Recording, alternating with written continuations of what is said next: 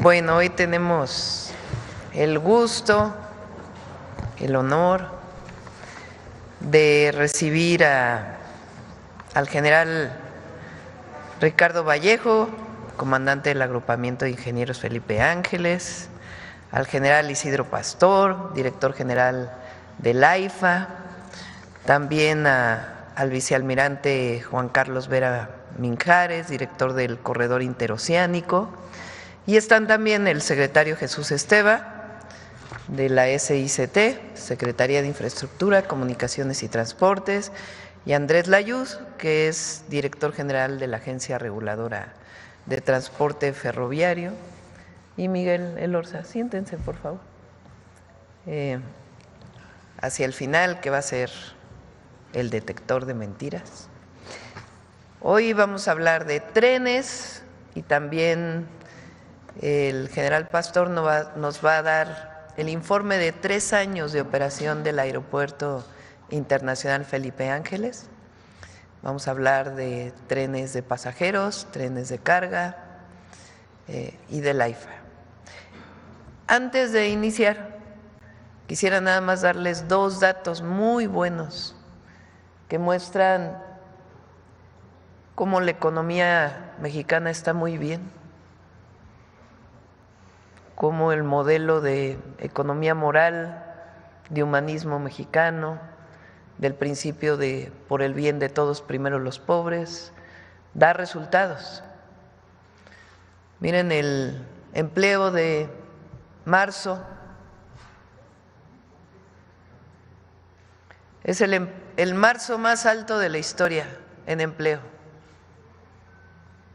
22.465.110 puestos de trabajo afiliados al IMSS.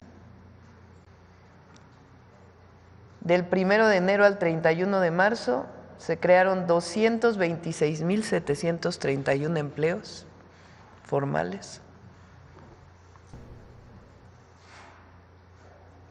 El marzo del año pasado, del 24, no fue muy bueno, incluso hubo una pequeña caída, creo que de 410 empleos, y ahora hay un incremento de 34.179. Es muy buen dato, muy buen dato. Y el otro, a ver si lo tienen, ese no lo traen Bueno, les informo que al cierre de marzo, los ingresos del gobierno federal fueron casi 19% en términos reales por encima de lo que fue enero-marzo del 2024. En términos reales, es decir, descontando inflación. Ahora les doy el dato, si me pasan el dato ahí lo dejé en la reunión de seguridad. Quiere decir que primero agradecer a todos los contribuyentes porque se están pagando los impuestos.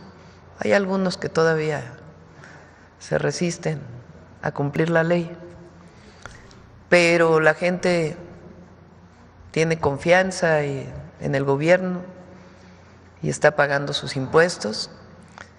Recuerden que en marzo fue el cierre de las declaraciones de personas morales. Entonces, imagínense, 19% arriba del 2024 en términos reales. Y el mes de marzo de 2025, histórico, el marzo más alto en empleos formales de toda la historia. Bueno, 2 buenos datos, 2 buenas noticias. Ahora sí, vamos, ¿quién inicia? ¿Andrés?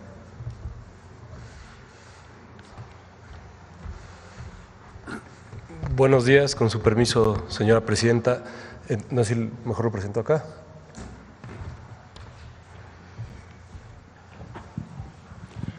Muy buenos días a todas y todos. Les vamos a hacer un resumen de los avances que tenemos en el proyecto de trenes de pasajeros de la Presidenta de la República y también les vamos a dar unos datos sobre cuál es la inversión total y las obras que se están haciendo en los trenes en nuestro país. Adelante. Como saben, el objetivo planteado es un proyecto de más de 3,000 kilómetros de vías para pasajeros que conectan la Ciudad de México con Nuevo Laredo y la Ciudad de México con Nogales. Este año estamos iniciando con la primera fase que tiene 4 tramos: Ciudad de México-Pachuca, Ciudad de México-Querétaro, Querétaro-Irapuato y Saltillo-Nuevo Laredo.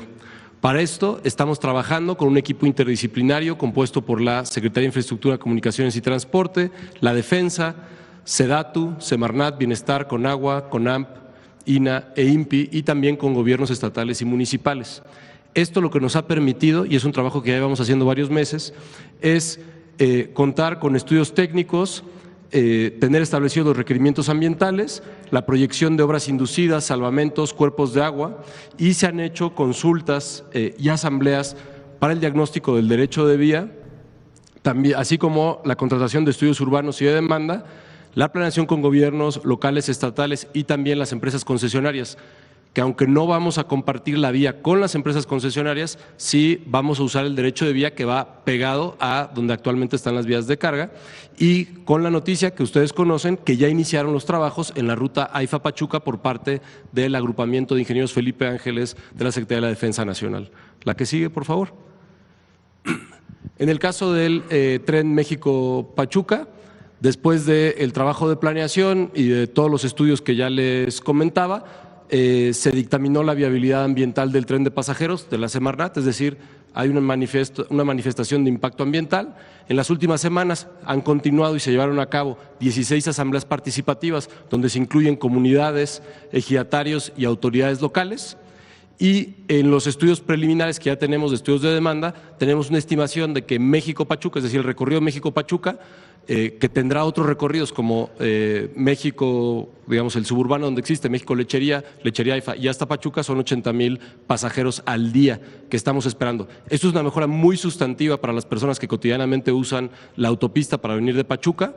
Es una reducción de tiempo de alrededor de 25–30% la que tendrán, y sobre todo la certidumbre del viaje. Irán en un transporte cómodo, seguro, poco ruidoso, sabiendo que si salen a las 7 de la mañana de Pachuca podrán estar en la Ciudad de México a las 8:10, 8:15. La que sigue, por favor. En el caso de los trabajos de México-Querétaro, continúan por parte de los estudios de demanda, continúan los levantamientos y primeras entregas de información y el procesamiento de entrevistas, porque se hacen encuestas sobre la preferencia que tienen las y los ciudadanos de si van a optar por un tren o por un autobús, o si van a optar por auto particular o por un tren. También estamos ya en el proceso de consulta de la manifestación de impacto ambiental en acompañamiento con la Secretaría de Medio Ambiente, y la Secretaría de la Defensa, a través del agrupamiento de ingenieros, está terminando los estudios técnicos de topografía, LIDAR, trazo, identificación de detalles de infraestructura y ubicación de estaciones. Las estaciones, como ya lo hemos comentado antes, están previstas la estación Buenavista, la estación en Huehuetoca, Tula de Allende, San Juan del Río y Querétaro. Adicionalmente, con el equipo de SEDATU, de la Dirección de Vinculación del SICT y la agencia, estamos en el trabajo de derecho de vía aquí. Tenemos 23 asambleas informativas que ya se llevaron a cabo, y la identificación del derecho de vía donde se puede trabajar. Es la misma lógica que les comentaba. Tenemos el derecho de vía del tren que existe de carga, y estamos haciendo el mejor uso posible de ese derecho de vía en buena parte de los tramos. La que sigue, por favor. Bueno, y el objetivo en México-Querétaro es en la primera quincena de abril ya empezar los trabajos también con el agrupamiento de ingenieros en un esquema muy parecido al que ya hicimos en México-Pachuca. En el caso de Querétaro-Irapuato, como saben, este es un tramo que se va a licitar a empresas privadas que puedan hacer la construcción. Para llegar a ese proceso de licitación estamos igual en los estudios de demanda, también ya concluyeron las entrevistas y encuestas para determinar la demanda efectiva, estamos en el proceso de modelación. Esto es importante en este caso porque en realidad va conectado con el de Querétaro, y vamos a tener México-Querétaro, Querétaro-Celaya, Salamanca, Irapuato, que son ciudades muy importantes en el Bajío. Estamos también en el proceso de los estudios ambientales, que es lo que nos permite nutrir la solicitud de la manifestación de impacto ambiental, y terminando también en conjunto con la defensa, la definición de trazo, ubicación de estaciones y finalización de la topografía. La licitación tiene como objetivo salir los primeros días de mayo para estar iniciando obra en julio de 2025, es decir, en este año. Y tenemos las paradas ya identificadas, las estaciones en Querétaro, por supuesto, Celaya, Villagrán y Cortázar, que están realmente muy cerquita una de la otra, de un lado de la vía y del otro, Salamanca e Irapuato. La que sigue, por favor. Y en el caso de Saltillo, Nuevo Laredo, estamos también haciendo los estudios de preinversión, continúan los levantamientos tanto de demanda y las entrevistas en las zonas de influencia, como los levantamientos de los estudios ambientales. Es decir, los dos estudios están en proceso y también los estudios técnicos de definición de trazo, ubicación de estaciones y finalización de topografía y LIDAR. Este es un trayecto más largo por las características del trayecto. Como saben, la conexión, que es muy importante, es Saltillo a Monterrey, y después de Monterrey a Nuevo Laredo es un tramo más largo, pero también que tiene una orografía menos compleja que casi todos los demás tramos en los que estaremos trabajando. Tenemos el mismo objetivo, poder estar iniciando obra en julio de 2025 a partir de una licitación en donde puedan participar empresas privadas, y tenemos ya estaciones identificadas en Derramadero, que es la zona industrial al sur de Saltillo, Ramos Arizpe, que también es parte de la zona metropolitana de Saltillo, Santa Catarina, Monterrey y Escobedo, que son 3 estaciones en la zona metropolitana de Monterrey, y Nuevo Laredo, considerando también, y en todos los casos, tenemos identificados paraderos en comunidades más pequeñas, es decir, poblados, por ejemplo, en el caso del norte de Nuevo León, como Anáhuac, son poblados donde también podrá haber un paradero. Esto quiere decir que en estaciones grandes siempre parará el tren, porque sabemos que tenemos más demanda. En paraderos o estaciones más pequeñas hará algunas paradas a lo largo del día, no necesariamente todos los días a todas las horas. La que sigue, por favor. En resumen, ¿qué es lo que vamos a tener en 2025? Lo primero es que se inician trabajos en 774 kilómetros de vías de pasajeros. También se incluye la infraestructura de carga del Tren Maya, con 70 kilómetros adicionales, que es el ramal a Progreso, pero toda la infraestructura que se requiere de patios, etcétera. Y en el caso del corredor interoceánico, ahorita el general Vallejo va a hacer la presentación de los trabajos de los trenes de pasajeros que estamos trabajando en conjunto, más el tren de carga del Tren Maya. Y en el caso del corredor interoceánico, este año está planeado que sean 170 kilómetros de vía de carga, incluyendo el ramal a la refinería de Dos Bocas. Y para esto el presupuesto asignado para el conjunto de proyectos ferroviarios, es decir, incluyendo carga y los proyectos de pasajeros que acabo de presentar, estamos hablando de 157,000 millones de pesos. Muchas gracias. Acá también.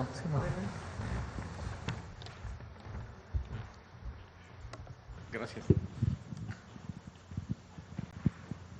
Con su permiso, señora presidenta, muy buenos días a todas y a todos. Vamos a hablar de los trabajos de campo que complementan la información que ha proporcionado nuestra autoridad normativa. Siguiente, por favor. Un marco referencial. Efectivamente, estamos trabajando defensa coordinadamente en un equipo interdisciplinario en la construcción de estas nuevas vías férreas, que son los nuevos proyectos prioritarios. Ya se explicó que efectivamente en este primer año vamos a trabajar la primera fase, estos 4 tramos por 774 kilómetros. El compromiso de actividad o la misión de Sedena es construir los primeros tramos AIFA Pachuca y México Querétaro y participar activamente en el desarrollo de la ingeniería de los proyectos de Querétaro Irapuato y Saltillo a Nuevo Laredo. Siguiente, por favor. En lo que se refiere al tramo Aeropuerto Felipe Ángeles a Pachuca, este tramo ya está en construcción. La ingeniería básica que tenemos nos permite iniciar las obras que estamos haciendo ahorita. Seguimos desarrollando la ingeniería básica, estamos trabajando donde ahorita no hay actividad de carga, hay tramos donde ya podemos trabajar. Los frentes de trabajo están emplazando campamentos, estamos haciendo coordinaciones con todas las dependencias para liberar los últimos 33% de derecho de vía adicional que nos permita poder trabajar simultáneamente en todo el tramo. La siguiente. Hemos tenido reuniones convocadas por este equipo interdisciplinario con el gobierno del Estado, con los presidentes municipales. Vamos a las asambleas informativas a los municipios, recorremos con los ejidatarios ese tramo para hacer un proceso plural e informativo de lo que estamos realizando. La siguiente, por favor. Ya iniciamos los trabajos de construcción, como ya atinadamente se mencionó y que la señora presidenta dio el banderazo. Estamos realizando una organización para el trabajo que nos ha resultado exitosa a través del tiempo. Trabajar simultáneamente en todo el trazo, de tal manera que tenemos 5 frentes de construcción de vía férrea, un frente de desarrollo de la ingeniería básica para alimentar de información a estos frentes de construcción, un frente que se encargará de alimentar la catenaria eléctrica que alimenta a los trenes, 2 frentes de energización que van a construir las subestaciones desde las líneas de transmisión para energizar estas líneas de catenaria y un frente que acompañará en todos los estudios de ejecución que tengamos que hacer sobre el recorrido. La siguiente. Ahora, en el tramo México-Querétaro, hemos desarrollado la ingeniería básica suficiente para poder iniciar en esta quincena inclusive ya la construcción de esta vía férrea. El día lunes estamos informados de que dispondremos ya de los recursos necesarios para activar todos los frentes de construcción. La siguiente, por favor. ¿En qué estamos trabajando? En estos 226 kilómetros de vía férrea a construir. El siguiente, por favor. Tenemos reuniones, múltiples reuniones con los gobiernos de los estados, con el gobierno sobre todo de Querétaro, por el emplazamiento de las estaciones en San Juan del Río, en Querétaro y posiblemente en el Aeropuerto Internacional de Querétaro. Estamos haciendo reconocimientos terrestres ahora con los concesionarios de vía, porque estaremos trabajando con vía de carga activa, la más importante y la más transitada del país. También, al mismo tiempo, estamos acompañando a este equipo interdisciplinario en las asambleas informativas por todos los municipios y por los ejidos para informar de los trabajos que están realizando. La siguiente, por favor. En el tramo Querétaro-Irapuato estamos desarrollando la ingeniería básica. No lo construye la Secretaría, como ya lo hizo saber el maestro Layuz. Entregaremos la ingeniería básica el 25 de abril como un compromiso para que tengan los insumos para el procedimiento de licitación. La siguiente, por favor. De igual manera, hemos establecido reuniones de trabajo con dependencias, con gobiernos estatales, municipales, mucho trabajo con los concesionarios porque es una vía muy activa y bueno, en este caso en particular estamos todavía optimizando el trazo geométrico para lograr mejores velocidades, menores tiempos, en un balance entre el derecho de vía que tenemos y uno que se requiera para hacer más óptimo el trazo. La siguiente, por favor. Y ya se mencionó, en el tramo de Saltillo a Nuevo Laredo, estamos hablando de 380 kilómetros de distancia, igual tenemos un avance muy sustantivo de ingeniería básica, la tendremos lista y entregada para nuestros compañeros de la Secretaría de Infraestructura, Comunicaciones y Transportes al finalizar este mes. La siguiente, por favor. De igual manera, vamos a los estados, vamos a los municipios, convocamos, informamos, escuchamos las opiniones y en un proceso iterativo volvemos a mejorar el trazo geométrico y tomamos en cuenta las consideraciones para el emplazamiento de las estaciones con los estudios de demanda que lo complementan. Y estamos en nuestra campaña de estudios geológicos, geofísicos, geotécnicos. La campaña de vuelo líder ya se cerró, es que esta que escanea todo el territorio para revisar todas las obras de impacto que vamos a tener.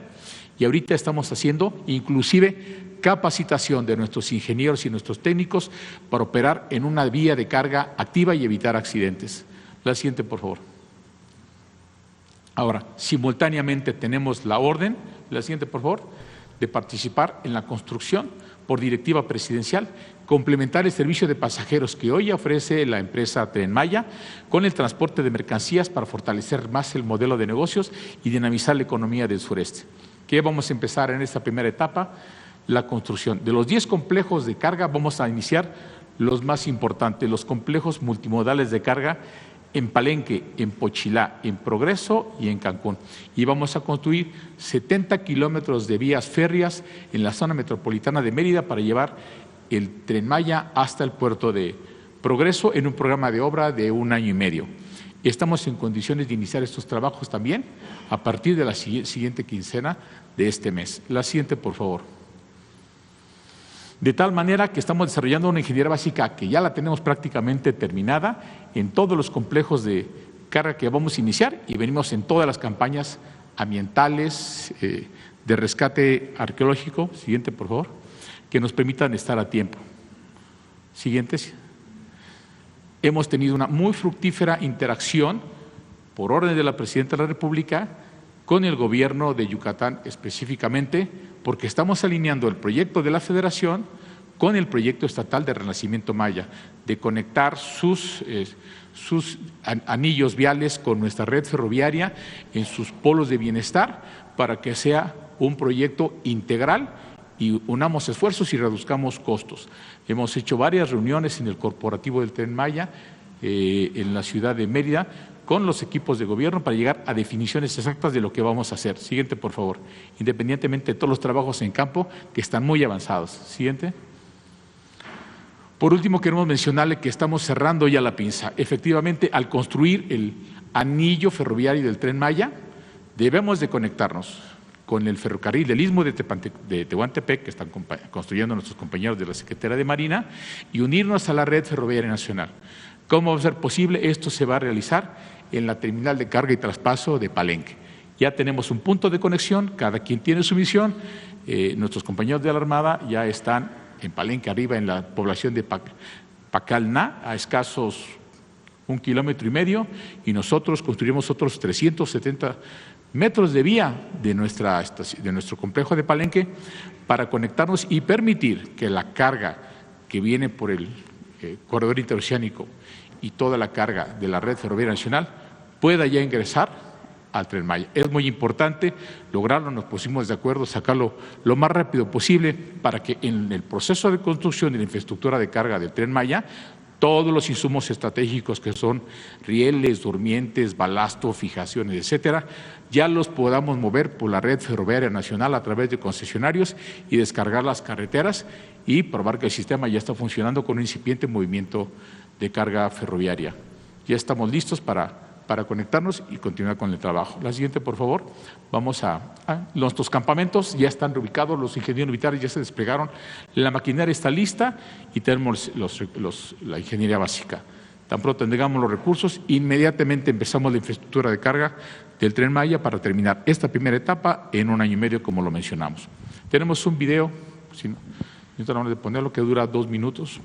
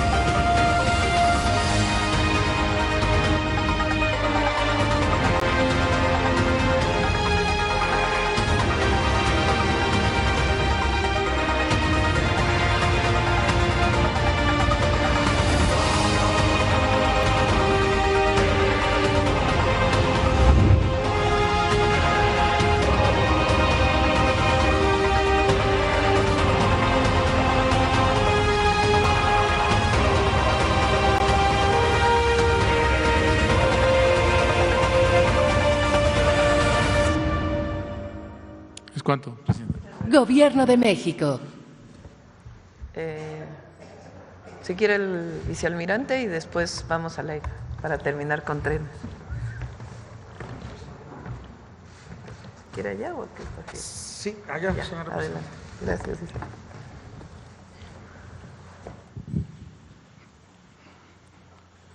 Con su permiso, señor presidente. Buenos días, distinguido auditorio, estimados medios de comunicación. A continuación, les voy a informar al pueblo de México los avances que tenemos del corredor interoceánico del Istmo de Tehuantepec. La siguiente, por favor. El objeto del corredor interoceánico es implementar una plataforma logística para el bienestar y desarrollo de la región del Istmo. En esta lámina se presenta la plataforma logística que está integrada por los puertos de Coatzacoalcos, Salina Cruz, Dos Bocas y Puerto Chiapas, unidos por 1,200 kilómetros de vía férrea, de los cuales en la presente imagen las líneas en verde se encuentran 100% operativas para carga y pasajeros. En la línea, a lo largo del Istmo se despliegan 10 polos de desarrollo para el bienestar, 4 en Veracruz, 6 en Oaxaca, 1 en Tabasco y 3 en Chiapas. Lo más importante de este proyecto es los puntos como un punto de interés marítimo, tenemos la zona de influencia terrestre, que está comprendida por 4 estados, Veracruz, Tabasco, Oaxaca y Chiapas, con 105 municipios y más de 4.677.000 habitantes.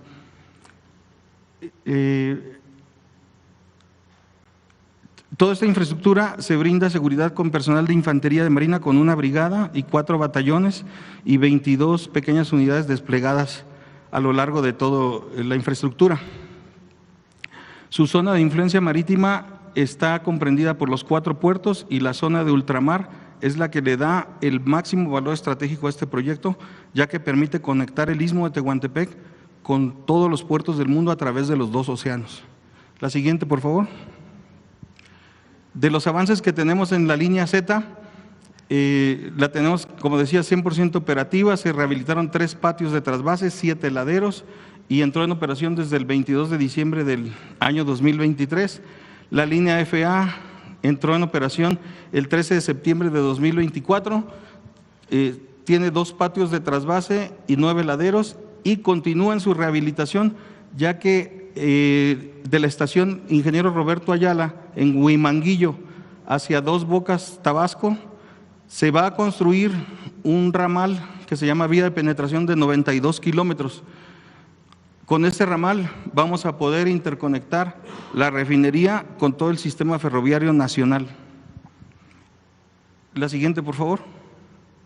Aquí se describe un poco los avances de este ramal. A la fecha llevamos un poco más del 55% de avance en liberación de derecho de vía, pero iniciamos su construcción el 21 de marzo pasado y a la par vamos liberando derecho de vía y avanzando con el proyecto, ya que su programa de construcción se estima en 18 meses. La siguiente, por favor.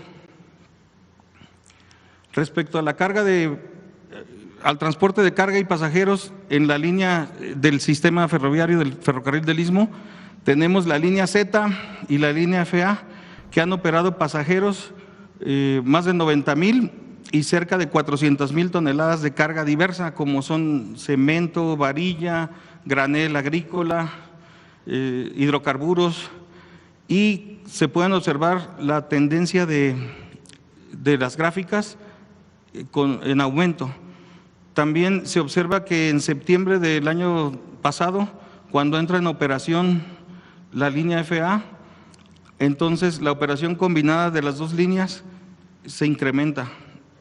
Y esperemos también, desde luego, con la línea K, cuando entre en operación, un incremento sustancial. La siguiente, por favor. La línea K es la línea más larga de todas. Mide 440, se van a rehabilitar 447 kilómetros de vía y tiene 427 puentes ferroviarios.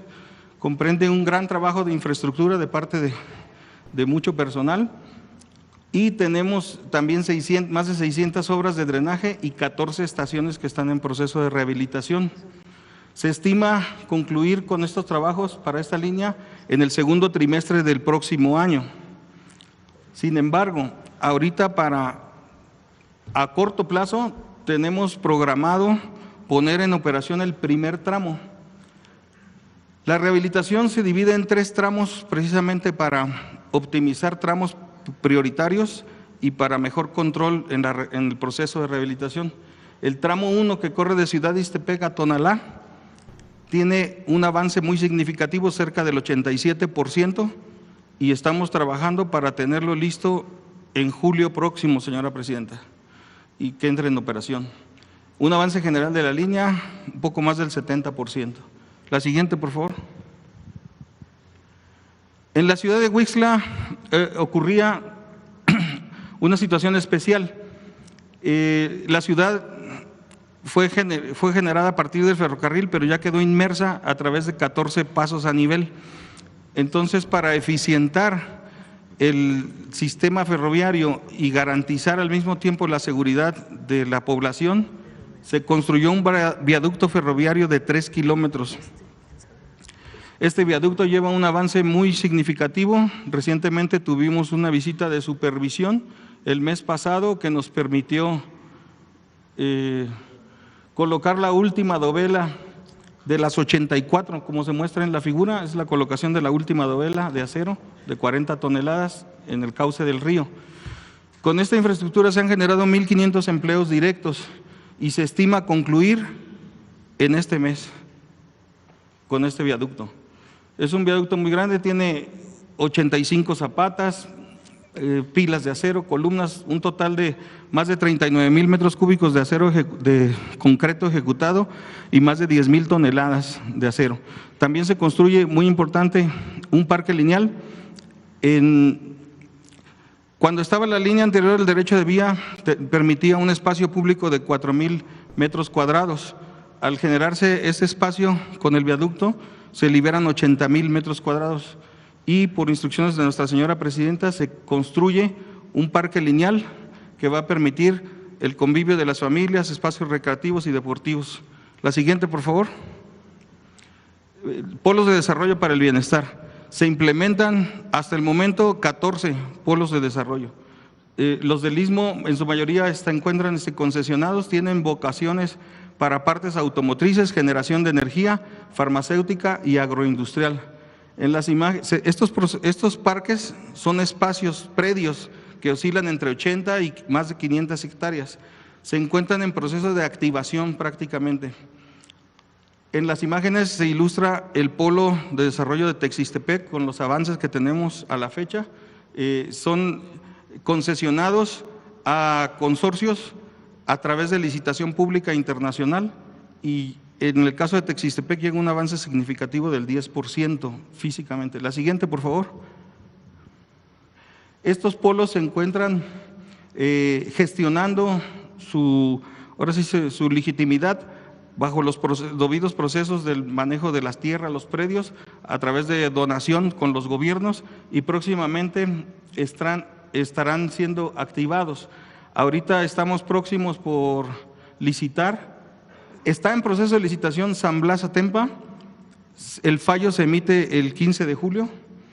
Tapachula 1 y Tapachula 2 son dos predios muy estratégicos que están cerca del puerto, con una vocación agroindustrial principalmente, y se entrará en licitación pública en breves días. Ya estamos a punto de culminar ese proceso.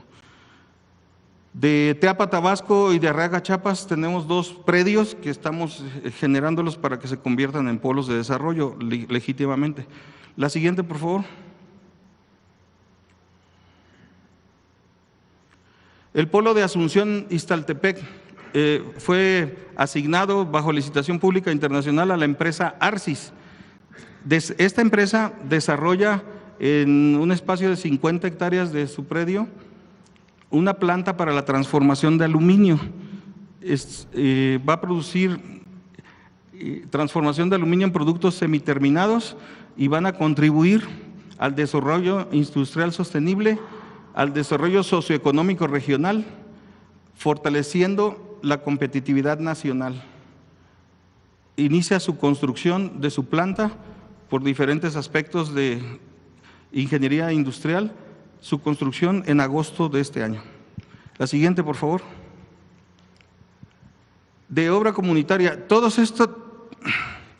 el desarrollo de esta infraestructura no fuera posible si no se conviviera de una manera armónica con la sociedad. Para atender las necesidades de las comunidades y localidades, interactuamos de manera constante con todas las localidades. Se establecen programas comunitarios en coordinación con la Secretaría de Desarrollo Agrario, Territorial y Urbano, la SEDATU. En este proceso de infraestructura hemos implementado más de 90 obras comunitarias. Se ofrecen subsidios hasta de 5 millones de pesos. Bajo un proceso democrático se realizan asambleas comunitarias, se establece ahí, se elige un comité de obra, se selecciona y esto trae como beneficio atender principales necesidades a las comunidades, respeto al uso y costumbres de las personas, participación activa de mujeres, se generan lazos de confianza y empleos. De las obras que se construyen son agencias municipales, espacios públicos como domos de multiusos, jardines, espacios deportivos de interés para la localidad. La siguiente, por favor.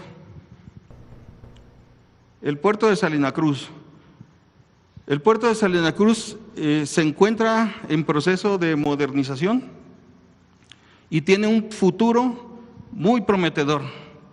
Estamos viviendo momentos históricos y de mucha emoción en razón de que hemos tenido logros de infraestructura, como por ejemplo la construcción de un rompeolas de 1.600 metros que se observa al final. Esa nos permite una dársena con una profundidad de 25 metros naturales, que va a permitir la entrada de los buques más grandes del mundo y va a posicionar al puerto de Salina Cruz como uno de los puertos más grandes o el puerto más grande en su profundidad del continente americano. La ampliación de la bocana de entrada del puerto comercial. Esta bocana se amplió a 120 metros y se retiraron unos obstáculos que existían. El puerto también se está dragando, permite ya la entrada de buques de usos múltiples. Su muelle se incrementó a 570 metros y el dragado de la dársena se va a elevar a menos 16 metros. También se construye un centro regulador de tráfico marítimo. Y lo más relevante del puerto de Salina Cruz es que el pasado 28 de marzo se inició con una operación de cruce interoceánico. Arribó un buque asiático con 900 vehículos y al día ya están esos 900 vehículos posicionados en el puerto de Coatzacoalcos, y el día de mañana, señora presidenta, se hará el zarpe de este buque, de otro buque, ya del lado del Atlántico, con destino a diferentes puertos del Atlántico. La siguiente, por favor. El puerto de Coatzacoalcos tiene su vocación industrial, exporta carga general y también carga contenerizada a través del ferrobuque, que tiene un alcance y una conexión con los puertos de Manatí y Mobile, Alabama, de Estados Unidos. Hace un poco menos de 2 días lleva trenes completos a través del Golfo de México. Importa gasolinas, roca fosfórica, granos, fertilizantes, y el día de mañana, si Dios quiere, tendremos el momento histórico de llevar 900 vehículos a diferentes puertos del Atlántico. Eso no hubiera sido posible sin el gran esfuerzo de las administraciones portuarias, de la gente del ferrocarril, de personal civil y militar que labora con mucho esfuerzo en todas esas coordinaciones para que salga bien todo. La siguiente, por favor. El puerto de Dos Bocas es un puerto muy importante y mucho más con la refinería. Se trabaja para modificar su infraestructura y protección del propio puerto, ya que por su ubicación geográfica recibe constantemente vientos del norte, y como marino pues les puedo decir que hay que tener mucho cuidado con esto, proteger las embarcaciones. Estamos ampliando un rompeolas de 1.640 metros a 2.140. Tiene un avance ya más del 83%. Se dragó la dársena para la seguridad.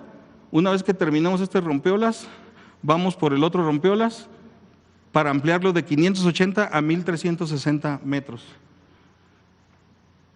El muelle.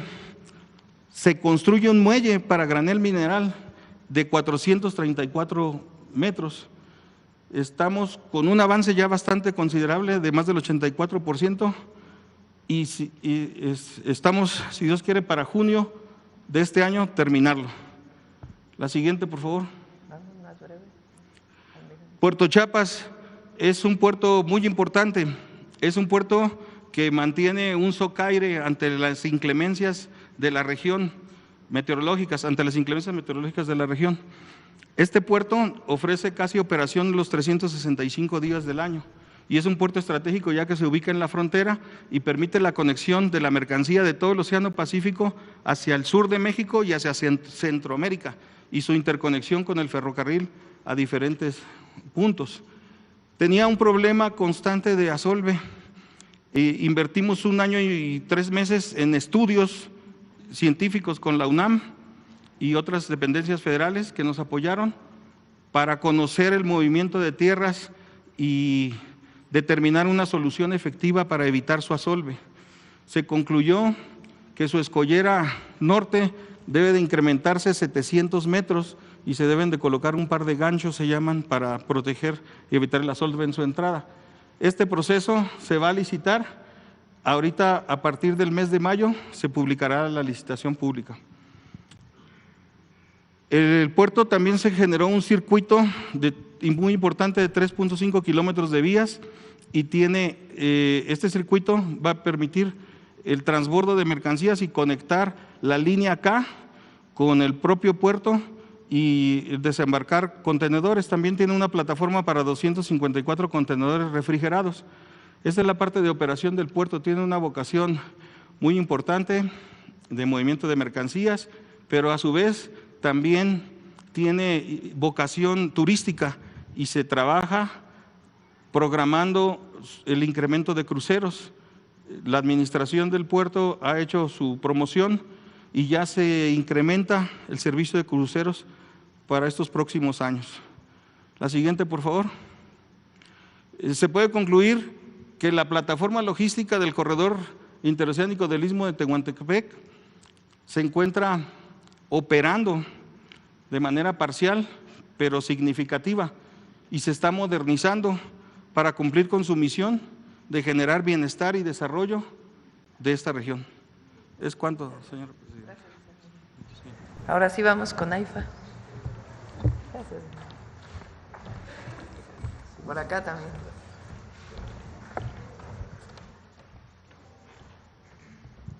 Con su permiso, señora presidenta. Buenos días a las distinguidas damas y a los caballeros que nos acompañan esta mañana de los diferentes medios masivos de información. El pasado 21 de marzo, el Aeropuerto Internacional Felipe Ángeles cumplió sus primeros 3 años de operación. Me es grato informarles, darles a ustedes algunas estadísticas sobre la operación en estos primeros 3 años. En el primer año se transportaron más de 912,000 pasajeros, fueron 9 meses de operación. En el segundo año pasamos a más de 2.6 millones de pasajeros. En el año 2024 se transportaron más de 6.3 millones de pasajeros y en estos primeros 3 meses llevamos más de 1.6 millones de pasajeros transportados. Hemos ido cumpliendo las expectativas que están plasmadas en el programa Maestro Desarrollo. Desde el último trimestre de 2023, el aeropuerto Felipe Ángeles se convirtió en el principal aeropuerto de los 80 que existen en el sistema aeroportuario mexicano en el transporte de carga. Se han transportado más de 712,000 toneladas de mercancías que han permitido al sistema de administración tributaria de nuestro país recabar más de 140,000 millones de pesos por impuestos de comercio exterior. Por lo que respecta a los ingresos propios del AIFA, desde el primer trimestre del año 2024, nuestros gastos de operación están siendo cubiertos por nuestros ingresos y este año 2024 terminamos con 448 millones de pesos a favor. Hemos recibido algunos premios que ustedes ya de los cuales ustedes ya se han dado cuenta. Hemos generado más de 15,000 empleos directos y más de 150,000 indirectos alrededor del polígono aeroportuario, y los datos específicos quisiera yo resumírselos en un video de un poco más de 3 minutos, si me permiten, por favor. El pasado 21 de marzo, el Aeropuerto Internacional Felipe Ángeles cumplió 3 años de haber iniciado operaciones con una infraestructura moderna y un crecimiento constante, ofreciendo transporte aéreo ágil y de calidad a través de operaciones eficientes y seguras. En 3 años se han obtenido logros relevantes, transportando a más de 11 millones de pasajeros. El aeropuerto cuenta con tecnología vanguardista, certificado con el Sistema de Aterrizaje por Instrumentos Categoría 3 Alfa, ILS por sus siglas en inglés, el cual permite realizar operaciones en condiciones de baja visibilidad como niebla y lluvia, reduciendo demoras, privilegiando la seguridad de los pasajeros y carga. Durante el año 2024 se registraron más de 6 millones de usuarios, lo que representa un aumento del 118% respecto al 2023. Actualmente operan 7 aerolíneas nacionales con 37 destinos en el país. En las rutas internacionales se cuenta con 8 destinos, operados por 3 aerolíneas nacionales y 3 extranjeras, superando las 95.000 operaciones desde su apertura el 21 de marzo de 2022 a la fecha. A partir del año 2022 han sido transportadas por vía aérea más de 700.000 toneladas de carga, lo que posiciona a Laifa como el primer lugar en el movimiento de mercancías en el sistema aeroportuario mexicano y en un centro clave para el traslado de bienes en el país. En el mismo periodo, la Terminal de Aviación General ha registrado un movimiento de más de 6.100 operaciones aéreas, transportando a más de 44.000 pasajeros. A finales del año 2024 se construyeron 6 recintos fiscales adicionales a los 12 que ya existían para el control de mercancías de comercio exterior. De igual forma, en el último trimestre del 2023 se incrementaron las rutas de conexión terrestre entre Laifa, 20 ciudades de la República Mexicana y 18 puntos del Valle de México, entre ellos el Aeropuerto Internacional Benito Juárez, por medio de autobuses de línea comercial, lo que permite una conectividad oportuna y eficaz. Al día de hoy se realizan encuestas mensuales para medir la satisfacción de los pasajeros, lográndose que en el mes de marzo de 2022 el nivel de satisfacción general fuera del 73.21% y en el mes de febrero de 2025 del 91.07%. El 2 de diciembre de 2024 el aeropuerto Felipe Ángeles fue reconocido con el premio Prix Versalles, destacando su excelencia en diseño y arquitectura. Afrontamos retos con una visión de crecimiento permanente, de mejora continua y de innovación constante, fortaleciendo continuamente las alianzas con aerolíneas y operadores logísticos, con el objetivo de incrementar sus rutas aéreas, conectividad terrestre y la transportación de carga, trabajando ampliamente para contribuir con el desarrollo del país en beneficio del pueblo de México. Aeropuerto Internacional Felipe Ángeles. Gobierno de México. Muchas gracias. Es cuanto, señora presidenta. Pues como ven, vamos muy bien. Bueno, vamos a las preguntas. A ver acá. Hola, buenos días, presidenta, secretarios. Quería aprovechar, ya que hablaba de impuestos, recaudación. Empezó ayer la campaña anual de declaración de impuestos. Empezó quizá con un poco de mal pie por la saturación de que todo el mundo quería hacer la declaración y se cayó el sistema. Pero si tienen alguna previsión de cuántas personas van a hacer la declaración este año, cuál es la recaudación que pretenden obtener este año, y también el tema que les puede interesar a muchos es qué previsión de devoluciones pretende dar Hacienda este año para los contribuyentes. Sí. Si quieren, invitamos a Antonio del SAT para que nos platique los detalles de este mes, que es la declaración de personas físicas.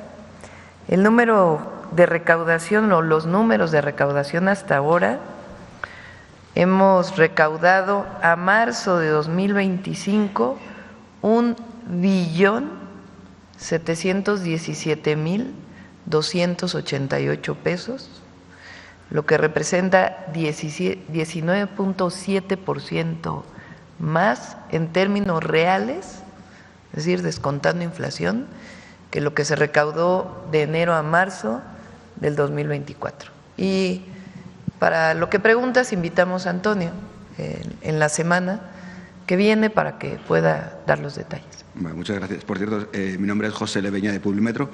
En cuanto al tema de trenes, en los últimos días ha surgido una polémica en Querétaro sobre la reubicación de la estación de Querétaro. Comentan desde el Gobierno de Querétaro y desde el municipio que les van a presentar 4 opciones, es para saber si ya las conocen, si las van a valorar y si realmente la opción que tiene el Gobierno federal es la más óptima para los pasajeros. Sí, todavía se está definiendo la estación en la ciudad de Querétaro. Hay varias opciones y vamos a tomar un acuerdo, nunca vamos a imponer nada. Tenemos que estar de acuerdo con el gobierno municipal, la ciudadanía, el pueblo de Querétaro, el gobierno estatal y por supuesto el equipo del gobierno federal. Se están viendo las distintas opciones. Ahora hay una estación de carga que llega a la ciudad de Querétaro, es así, ¿no? Entonces, una de las opciones es sustituir esa estación de carga por una de pasajeros para que llegara al centro de Querétaro la de pasajeros. Pero se está viendo todavía si es viable, si no es viable, qué problemas tendría. La otra, como va a continuar hacia Querétaro, es la ciudad en donde se divide el tren, uno para el Golfo de México, y la otra para el Pacífico. Entonces, también hay otra opción de que no pase por el centro, sino que esté afuera para que pueda tener su continuidad. Y se va a hacer por consenso. Estamos todavía en la definición, particularmente de esa estación. Por otro lado, hoy amanecimos en la Ciudad de México con contingencia. Ayer también entró en vigor un impuesto ecológico para las empresas, pero también aquí en la Ciudad de México, pero también en Nuevo León están preocupados por los altos niveles de contaminación, las torbaneras que hay últimamente, y se preguntan en Nuevo León que cuándo se va a poder llegar a hacer las inspecciones a la refinería de Cadereyta, porque se habían llegado a un acuerdo entre el Gobierno estatal y el Gobierno federal para hacer estas inspecciones, así como también clausurar las empresas contaminantes como Zinc Nacional, que el Gobierno de Nuevo León ya ha suspendido. En zona metropolitana de la Ciudad de México o del Valle de México, zona metropolitana de Guadalajara y zona metropolitana de Monterrey, la Semarnat, Alicia Bárcenas con su equipo, están trabajando con la UNAM en 2 áreas. Una, se tienen que medir los contaminantes. Aquí bueno, lo conozco porque fui jefa de gobierno y secretaria de Medio Ambiente de la Ciudad de México.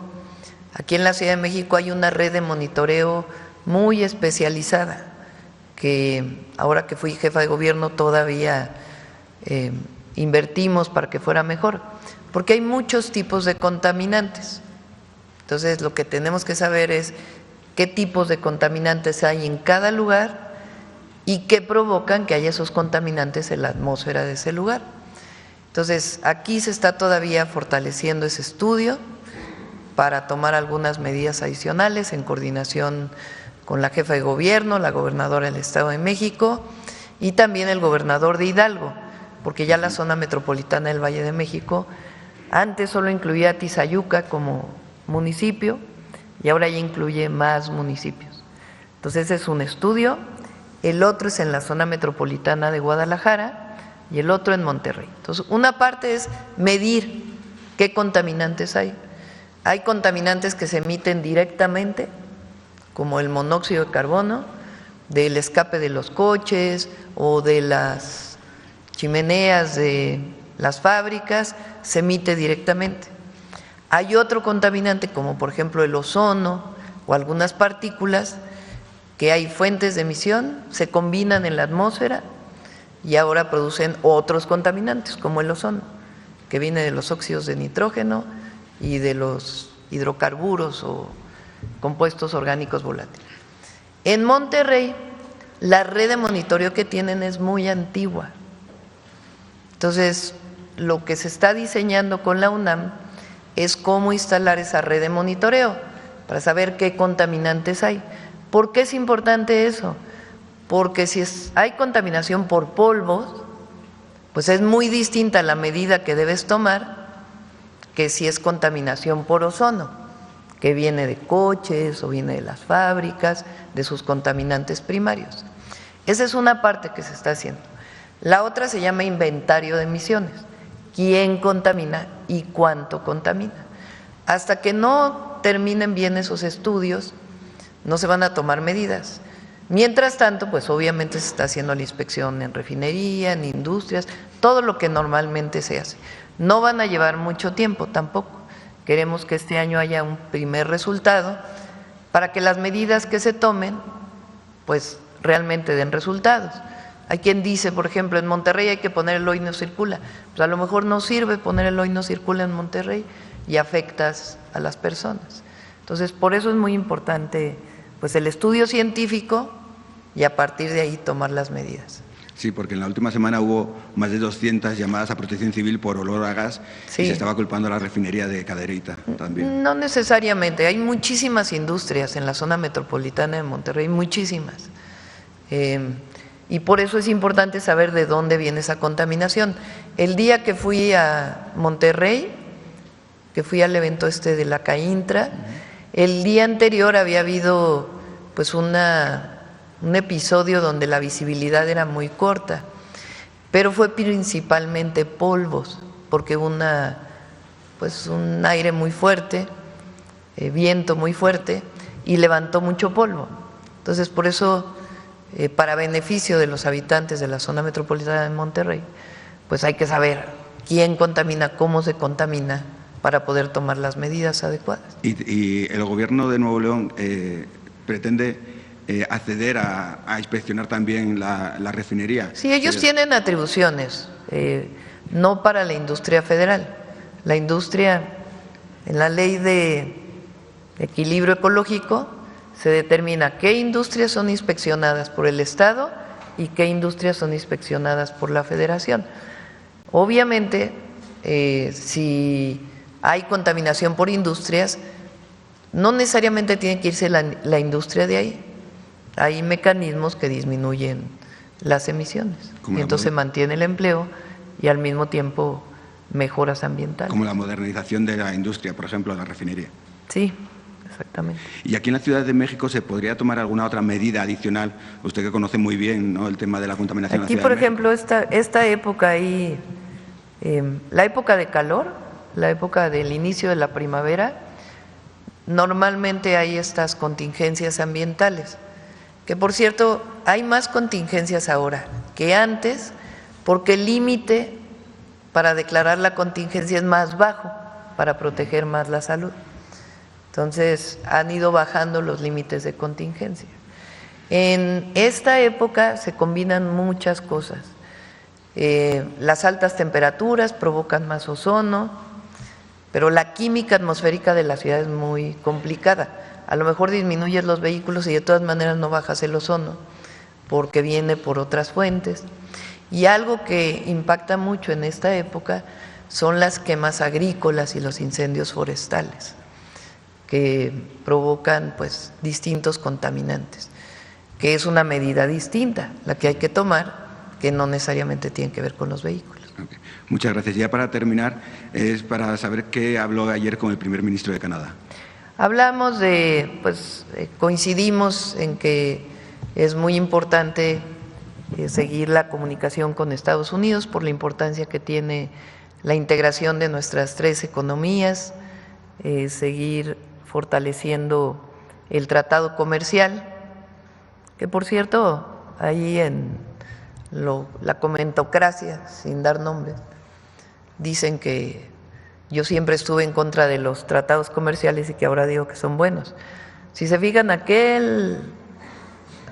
ver si ponen aquella foto de la Universidad de Stanford donde hace unos cuantos años, por ahí del 92 yo creo, 93, no me acuerdo exactamente, hicimos una manifestación, ya lo platiqué aquí, al entonces, no le voy a decir presidente porque llegó con un fraude, a Salinas de Gortari.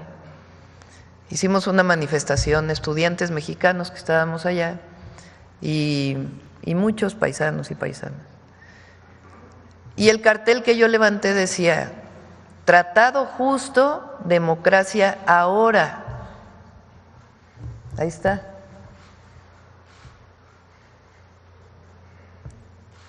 No era en contra del tratado, sino decíamos, porque el TLC era distinto al TEMEC, ahora se lograron más cosas en beneficio de México.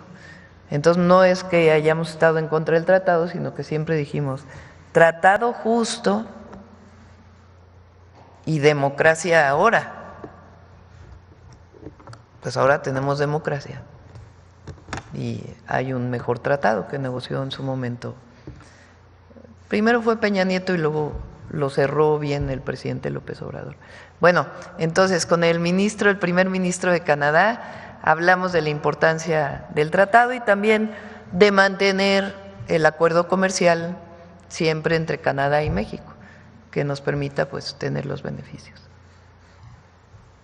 Bueno, a ver quién más que no haya preguntado tanto, a ver tú.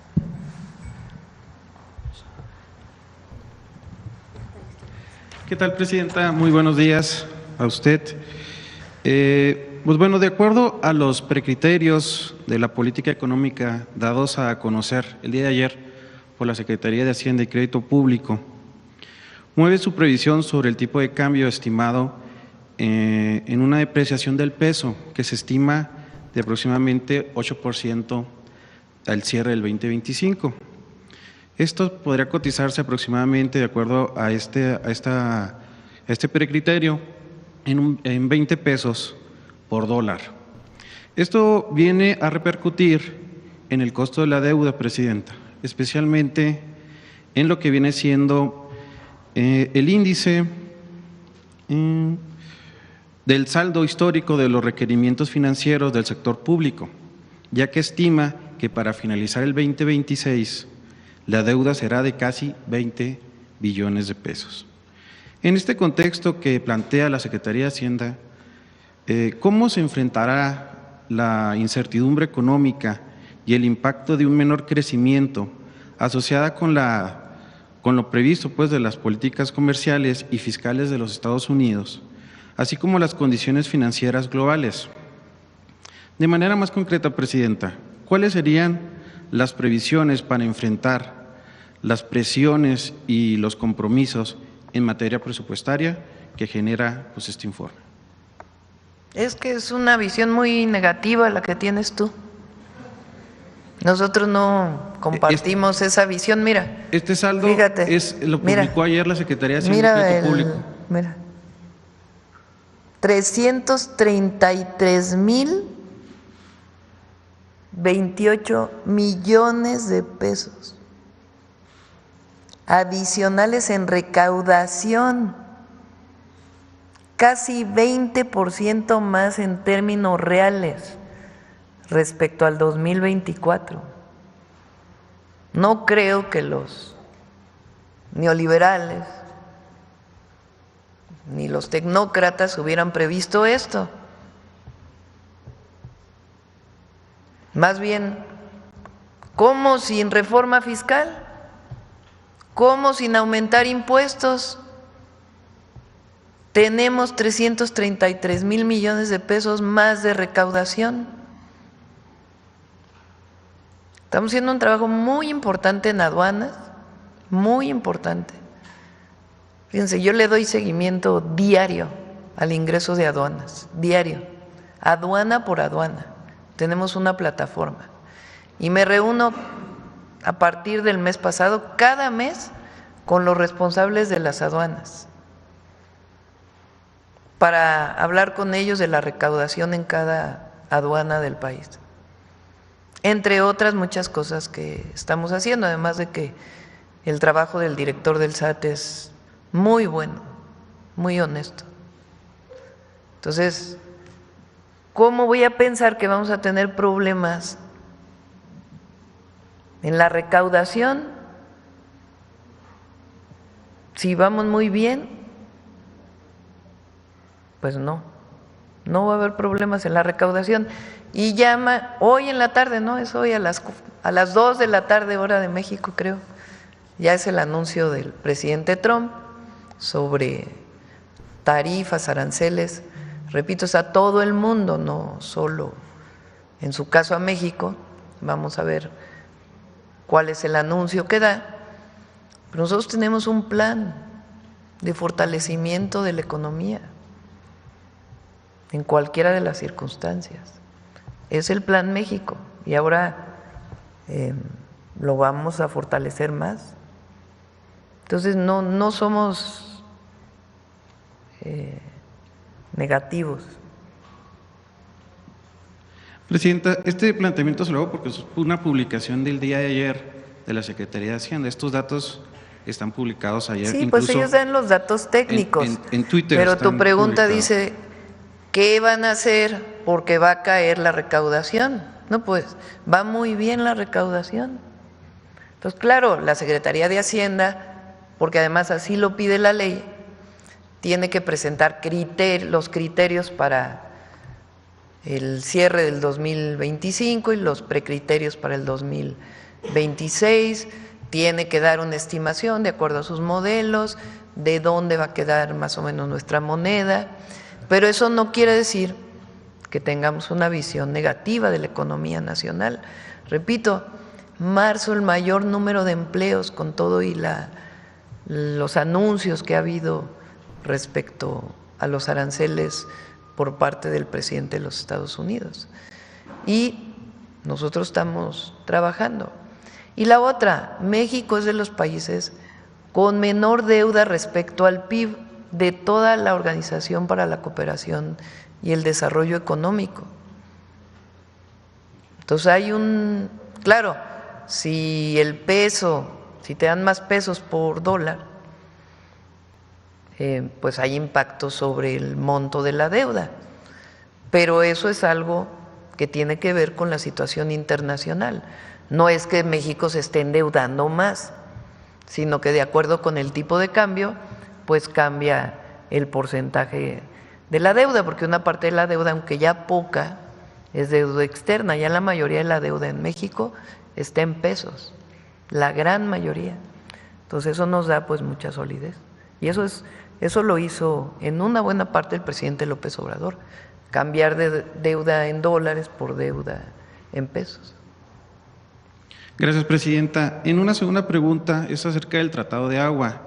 Hace 15 días, una semana y media, usted nos platicó un poquito de eso. Así que, pues bueno, aquí en este momento, pues preguntarle cuál es la situación hídrica actualmente de la cuenca del Concho y del Bravo, que es pues donde se paga este tratado.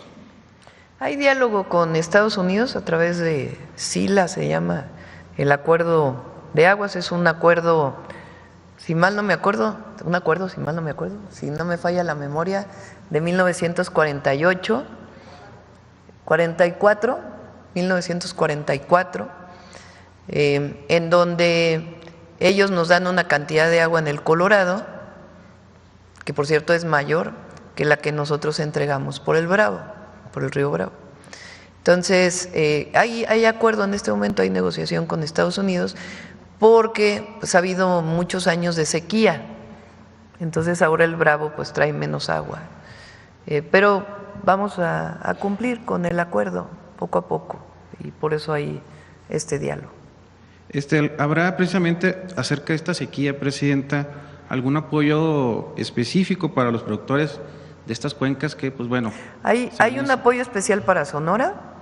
Estamos trabajando con el gobernador de Coahuila por parte de la Conagua y SADER para ver si puede haber un apoyo especial.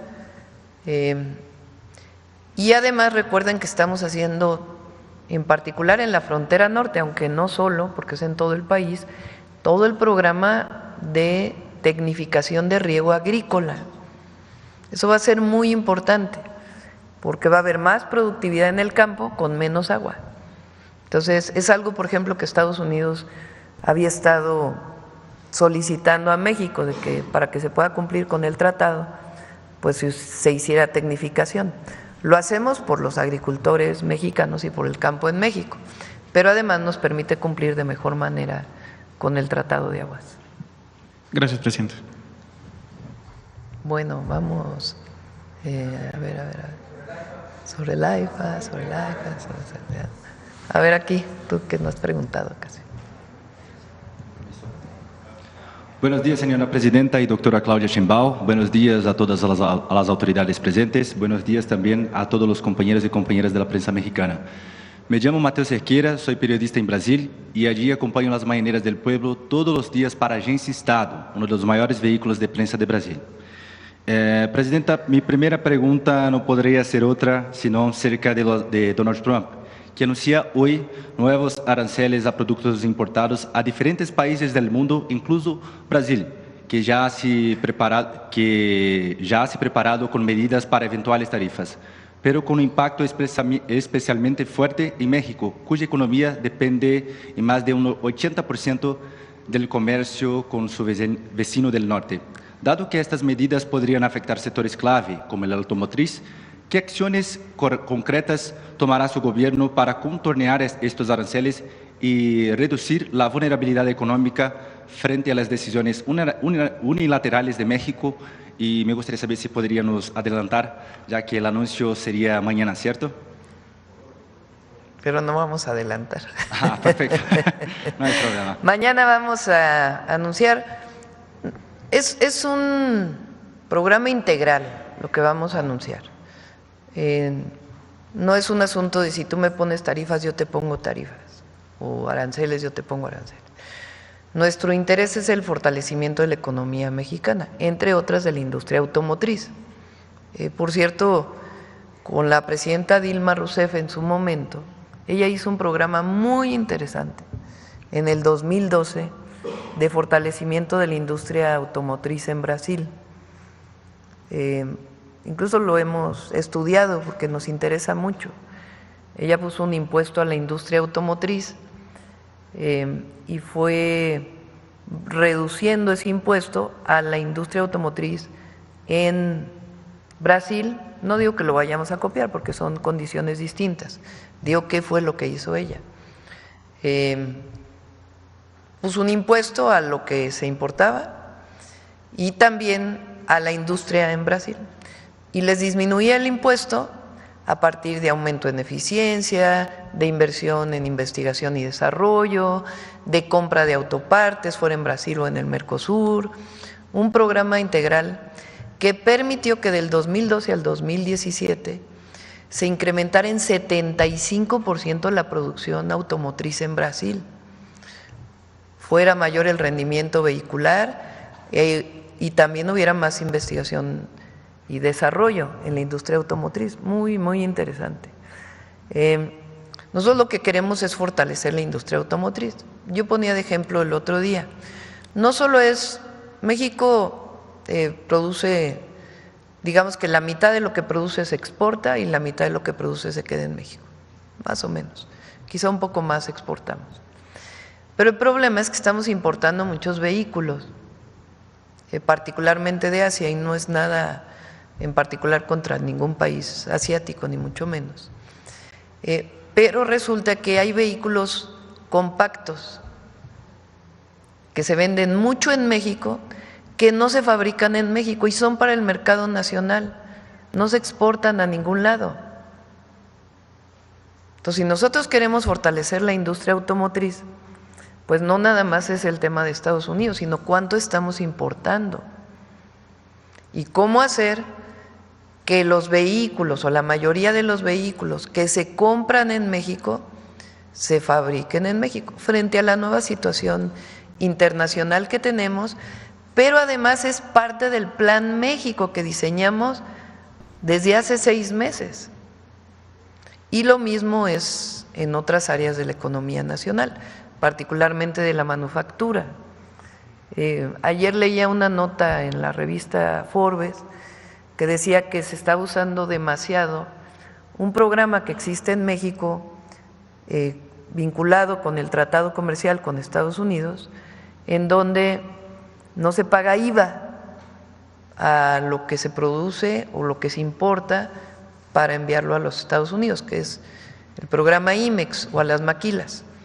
Entonces decían que se había abusado demasiado de esto y que eso había afectado mucho a la industria textil. Entonces, todo eso lo hemos estado revisando desde hace un buen rato. Entonces, por eso el programa que vamos a presentar mañana no es solamente relacionado con los aranceles que pueda llegar a poner Estados Unidos, que ya tenemos algunos y que hemos decidido esperar a lo que presenten mañana. Y además vamos a seguir dialogando con Estados Unidos, que hay buena comunicación. Entonces es un programa integral de fortalecimiento de la economía nacional, que tiene que ver también con esto. No en cualquier país del mundo se está construyendo lo que estamos construyendo aquí, ¿eh? La cantidad de trenes, aeropuertos, puertos y todo el programa de impulso a la manufactura a través de los polos de bienestar. Perfecto. Presidenta, sobre la legitimidad de la reforma judicial a nivel federal que se ha implementado, no hay duda. El pueblo mexicano la respaldó, como se evidenció en el Zócalo el 9 de marzo, en su aprobación que ya alcanzó el 84%. Sin embargo, expertos en el tema, el mercado y diversas instituciones internacionales, a ejemplo de la Washington Office on Latin America, Human Rights, advierten que la reforma podría afectar la independencia del Poder Judicial, argumentando que haría la justicia federal más vulnerable a presiones políticas, electorales y hasta mismo a los narcos. Con esto en mente, Presidenta, ¿cómo garantizar que los jueces que serán votados en junio no queden expuestos a intereses políticos y económicos, comprometiendo la imparcialidad de las decisiones judiciales? El Gobierno federal, junto con el Congreso, han diseñado mecanismos de supervisión o contrapesos para mitigar este riesgo, o tiene esta propuesta? El problema es el Poder Judicial que tenemos ahora. Ese es el problema. Ayer presentaba a Pablo Gómez, titular de la Unidad de Inteligencia Financiera, que les han dado amparos y amparos y amparos a personas que lavaron dinero, sea por factureras, sea por vínculos con la delincuencia o por otras razones de corrupción. 35,000 millones de pesos en amparos, liberadas cuentas.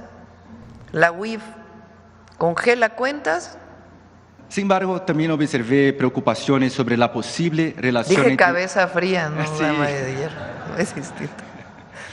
Sin embargo, también observé preocupaciones sobre la posible relación entre políticos de Morena y distintos partidos de México y actividades ilícitas con el narcotráfico, algo que también observamos en Brasil.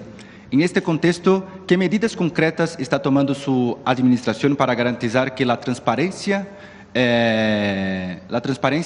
y las inquietudes de quienes creen que su gobierno podría estar asociado a estos temas sean sanadas? Pues no creo que mucha gente lo piense. Ay, ¿cómo? A ver la encuesta del lunes, del martes, del miércoles. 84%, ¿sí? Sí, 80. O sea, no creo que mucha gente en México piense lo que dices, ¿no? Si hay un apoyo popular a nuestro gobierno, porque no es a la presidenta, es a nuestro gobierno que representa la Cuarta Transformación. Y se mantiene pues la aprobación. De hecho, hoy sale otra donde bajamos un poquito, pero se mantiene en un porcentaje muy importante de aprobación. Y es porque estamos cercanos al pueblo y porque hay honestidad. Si no hubiera honestidad, si no hubiera autoridad ética, política, si hubiéramos traicionado nuestros principios, pues no tendríamos ese apoyo, ¿no? Y si hay alguna persona vinculada a un partido político, a un gobierno que tenga que ver con algo, con algún delito, pues están las fiscalías para proceder y un nuevo poder judicial para juzgar. Perfecto. Presidenta, en los últimos años, tanto México como Brasil, con el presidente Lula, han priorizado sus propias agendas internas y algunos analistas con los cuales he conversado han señalado que la región de América Latina enfrenta desafíos de liderazgo. Organismos como la CEPAL destacan... Ay, Lula es muy buen líder, sí. Muy buen líder. Sí, pero en el contexto de América Latina, sí. Entonces, organismos... No, yo no veo eso. Xiomara es muy buena presidenta. Sí. Organismos como la CEPAL destacan constantemente la necesidad de un liderazgo regional más fuerte. Entonces, me gustaría saber qué medidas su gobierno podría tomar para fortalecer el liderazgo de México, juntamente con Brasil y América Latina, y cómo la doctora ve el papel de la región en el contexto global actual. Ahora viene la reunión de la CELAC, creo que es el 9, no sé qué día es. Tengo pendiente una llamada con la presidenta de Honduras porque pasa la presidencia de la CELAC de Xiomara Castro al presidente Petro. Estamos viendo a ver si es factible ir. Ojalá podamos ir, pero hay muchas cosas aquí en el país. Entonces, perfecto. ¿Y cerca de los pero BRICS? eso va a ser muy bueno. Aunque todo se toma por consenso, tiene sus limitaciones, la CELAC es un espacio importante para América Latina y el Caribe. Perfecto. Y cerca de los BRICS, la señora ya ha decidido, se irá en julio a Brasil participar Ahí de sí esta. no voy a ir. Probablemente enviemos a alguien al evento. Perfecto. Y la última pregunta, señora presidenta. El Banco de México redujo la tasa de interés al 9% el jueves pasado. ¿Bajó? Sí. Señalando que el proceso de desinflación sigue avanzando, pero también advirtió sobre los riesgos globales como las tensiones comerciales y los conflictos geopolíticos que podrían afectar la economía mexicana. Ante este panorama, ¿qué medidas está tomando su gobierno para fortalecer el crecimiento económico y reducir la vulnerabilidad de México a choques externos? Y además de eso, ¿cómo ve su administración el papel de la política fiscal para complementar las acciones del Banco Central? Gracias. Está bien la economía de México. Es obvio que si pasan temas a nivel internacional, pues obviamente hay sus impactos en México, sobre todo en los indicadores macroeconómicos. Pero como en México, como en todos los países del mundo, pues porque el presidente de los Estados Unidos, que es la economía todavía más importante del planeta, pues cuando deciden cambiar de política, que es lo que está haciendo el presidente Trump, pues obviamente, y sobre todo si es la política comercial, pues evidentemente pues tiene sus impactos en todo el mundo. El asunto es qué tan fuerte es tu economía para poder atender esos impactos. Y repito, vean los indicadores del cierre de marzo. Empleo histórico, recaudación histórica, y la inflación está bien también. Entonces, y el Banco de México está trabajando bien. Bueno, ya vamos a cerrar porque hoy cerramos más pronto. Sobre el AIFA, a ver, sobre el AIFA, ¿quién va a preguntar sobre interoceánico, sobre el AIFA? Vamos a cerrar hoy a las 9:03. Vamos con el detector de mentiras.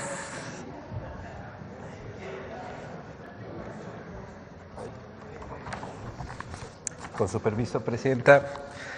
Buenos días a todas y todos.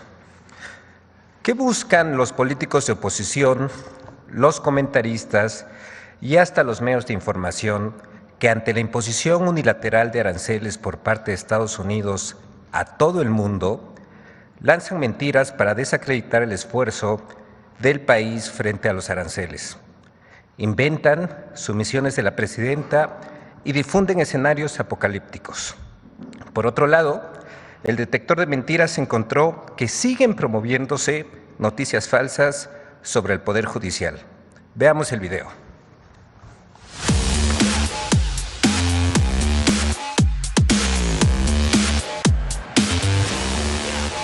Medios de comunicación, comentaristas y políticos de oposición ya culpan a la presidenta Claudia Sheinbaum de la posible imposición de aranceles, aunque se trate de una medida unilateral del gobierno de Estados Unidos contraria a las disposiciones del Tratado de Libre Comercio entre ambos países. 1. Existe una intolerable alianza del gobierno de México con el crimen organizado. ¡Mentira! En su columna del 31 de marzo, Héctor de Mauleón se refiere a la frase "una intolerable alianza" que la Casa Blanca utilizó el 1 de febrero para referirse a la supuesta protección que el gobierno de México ofrece al crimen organizado. Sin embargo, Héctor de Mauleón ignoró que el único sustento que ofreció la Casa Blanca a la intolerable alianza entre el gobierno de México y el crimen organizado fue la condena de 38 años por narcotráfico de Genaro García Luna. secretario de Seguridad durante la administración de Felipe Calderón y no de la actual administración. Desde entonces, el presidente de Estados Unidos y múltiples funcionarios de ese país, como Marco Rubio, secretario de Estado, Howard Lutnick, secretario de Comercio, y Robert Johnson, propuesto como embajador de Estados Unidos en México, han destacado el trabajo del gobierno de México en materia de seguridad y migración. 2. La estrategia de apaciguamiento de Claudia Sheinbaum no funcionó. ¡Mentira! En distintos espacios de opinión se utilizó el término apaciguamiento para calificar la estrategia del gobierno de México para negociar con Estados Unidos, que según sus autores terminaría con la imposición de aranceles por parte de Estados Unidos y sin resolver los problemas de seguridad de nuestro país. La imposición de aranceles del 2 de abril es decisión del gobierno de Estados Unidos y aplica para todos los países del mundo, y nadie ha logrado frenarla ni apaciguarla. 3. El gobierno perdió el mando de la narrativa del caso Teuchitlán. ¡Mentira! El 31 de marzo, Héctor Aguilar Camín publicó la columna Teuchitlán Digital, en la que concluye que el gobierno parece haber perdido aquí el mando de la narrativa a partir de una escucha digital, con datos imprecisos, pues del universo de usuarios que su escucha digital analiza, no considera que se han utilizado cuentas bots para inflar la conversación de manera inorgánica, tal como se hizo en enero de 2024 y durante la campaña presidencial, e incluso se utilizaron las mismas cuentas. 4. La presidenta Claudia Sheinbaum ordenó la captura de jueces corruptos de la Suprema Corte. ¡Mentira! La presidenta Claudia Sheinbaum no tiene atribuciones para girar órdenes de aprehensión en contra de jueces, magistrados o ministros. Solo el Poder Judicial tiene las facultades legales para ordenar una detención. Además, para juzgar a un ministro de la Suprema Corte de Justicia de la Nación, primero debe someterse a un juicio político, como lo establecen los artículos 110 y 111 de la Constitución. 5. La UIF investigó al secretario de Hacienda y Crédito Público, Edgar Amador. ¡Mentira! La Unidad de Inteligencia Financiera aclaró el 29 de marzo que no existe ninguna investigación ni presunción contra el secretario de Hacienda, Edgar Amador.